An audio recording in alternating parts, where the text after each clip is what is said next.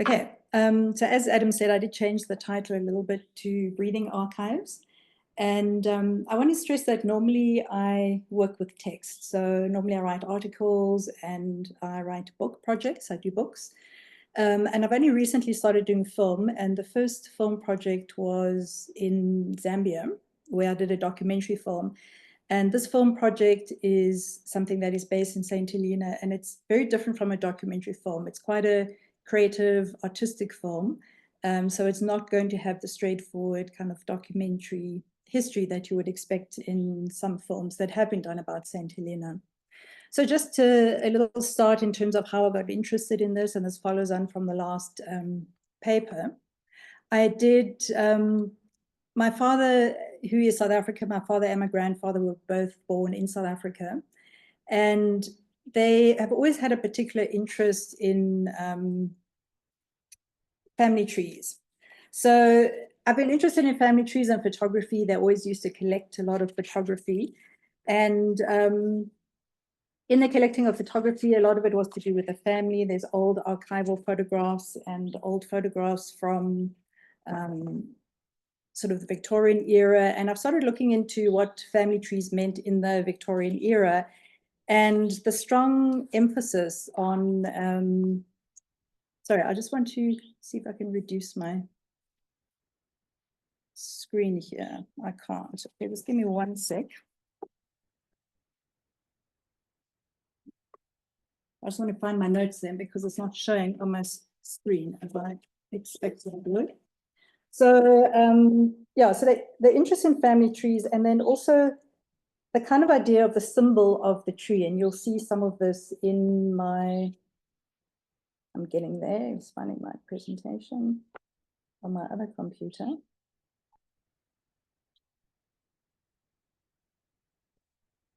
Be with you in a sec. Disappeared. Okay, there we go. So if you look historically in the Victorian era and you look at some of the old evolutionary symbolism of scientific kind of racist evolutionary people using trees in quite scandalous ways, where you've got the white Europeans at the top and black Africans at the bottom. So initially when my father was looking at family trees, I must say I felt quite frustrated, and also particularly as a woman, felt frustrated with the notion of family tree and how I, as a woman, was entered into the family tree. So as a divorced woman who adopted a child on my own and didn't get remarried, I'm entered into the family tree as Ruth Simbao, spouse unknown. So I've started thinking about what would a feminist perspective be in terms of family trees and a way that women and other family members, such as my son who's adopted, who don't fit in very easily into the notion and the structure, that kind of hierarchical structure of a family tree. So in my film project, there's a section where I have a lot of imagery to do with roots, so what's hidden underground from the tree, the things you don't see above the tree, which is the hierarchical structure. And the notion that roots are not very linear, they're often entangled and twisted and at times broken, come from different directions. And a lot of my work is actually very much connected to the soil and the land, but not from an artistic perspective, and also from the perspective of how we might collaborate and communicate with ancestral spirits who, certainly in an African context, are very closely associated with images of the land. So as my mother started digging into a family tree, she found that her great-grandmother lived on St. Helena Island. She was born in the late 18th century and had been enslaved by the British East India Company. And it was my mother's great-grandmother who then immigrated to Cape Town in South Africa.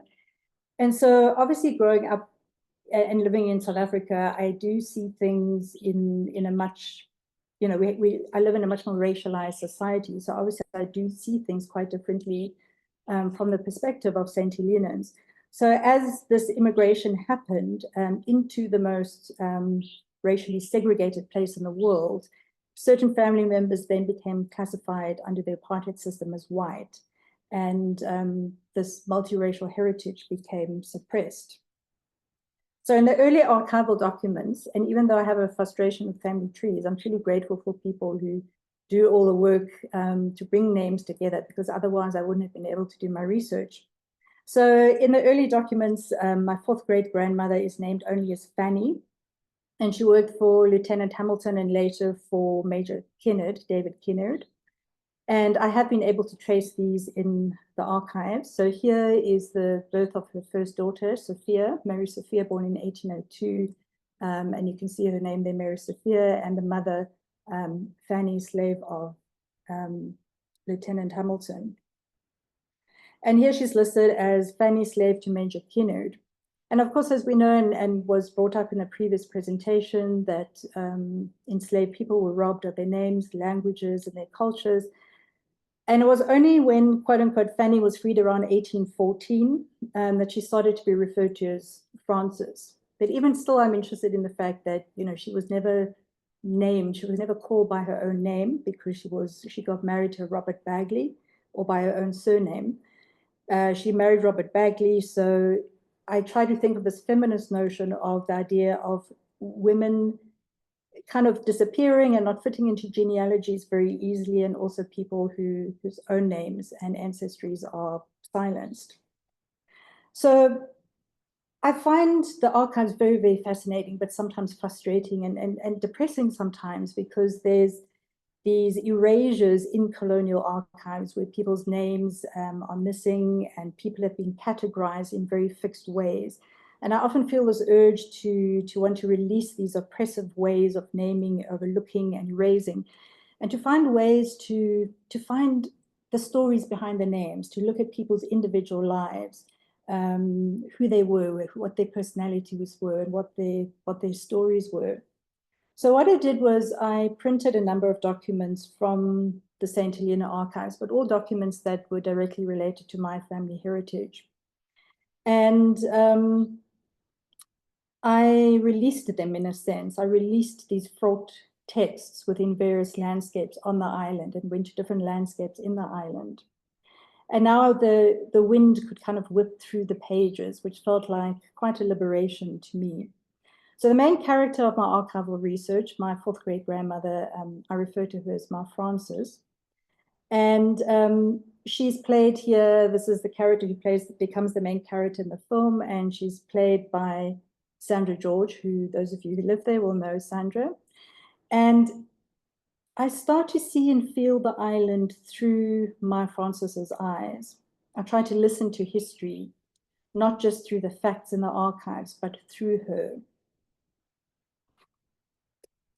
And when I say I listen to history through my Frances, I'm not just saying it as a metaphor, but it actually became part of my one of my methodologies for my research and my process.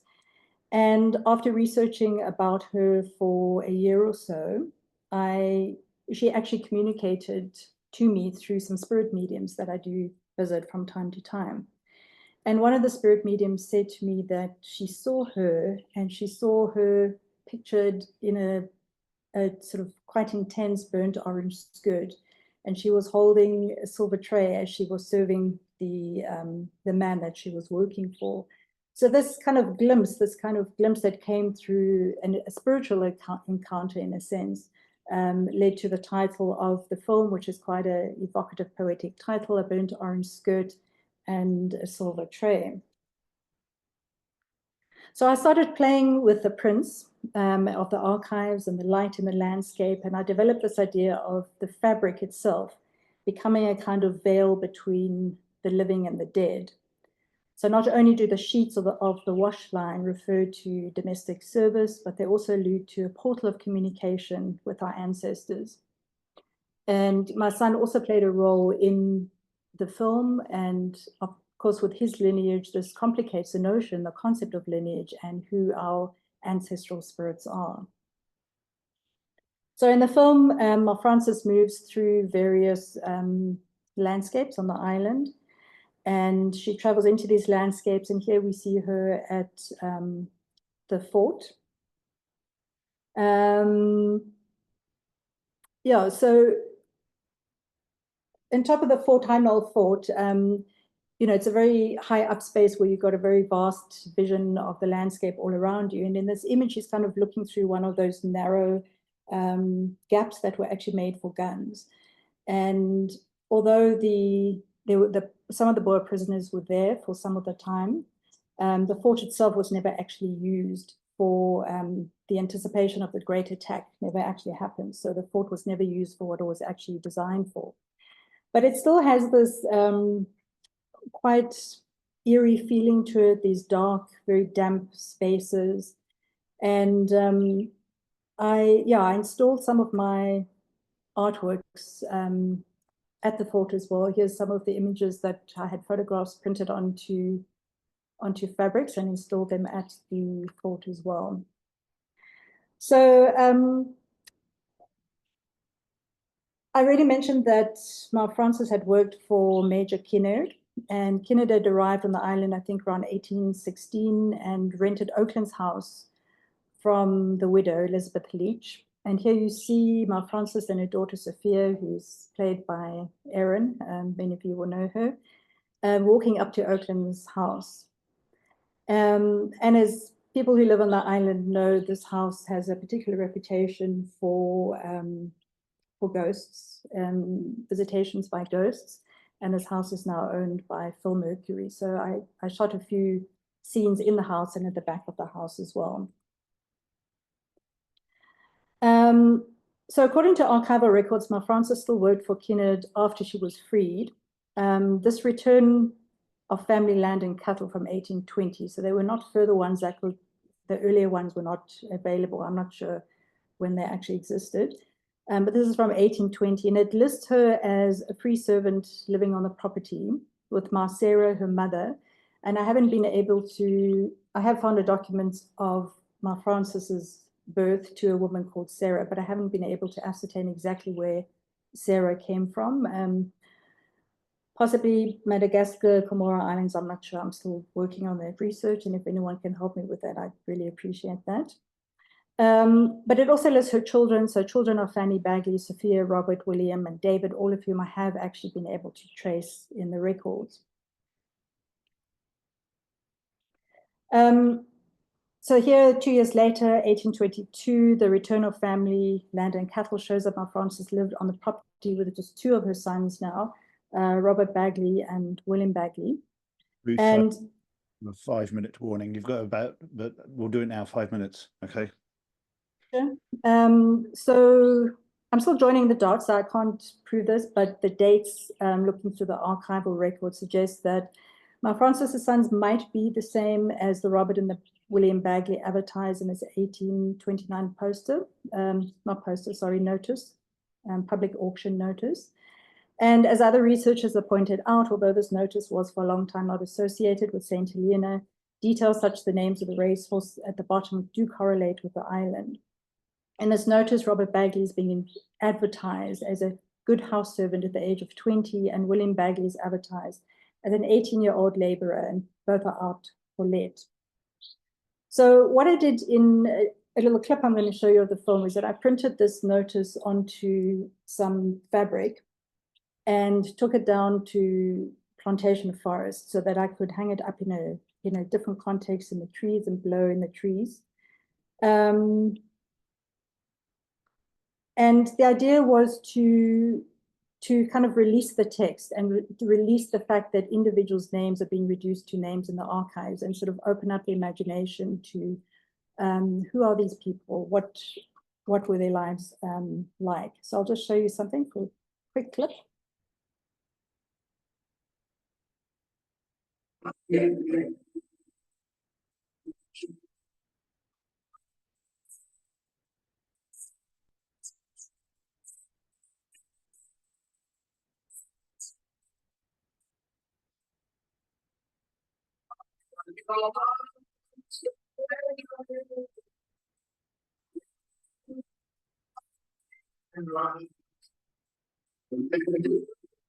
God's body is a beast in God's own time.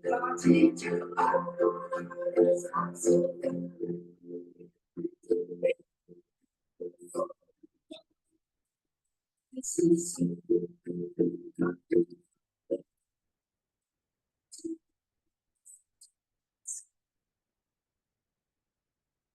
just to end, I want to mention some of the community collaboration that is part of the process of this film.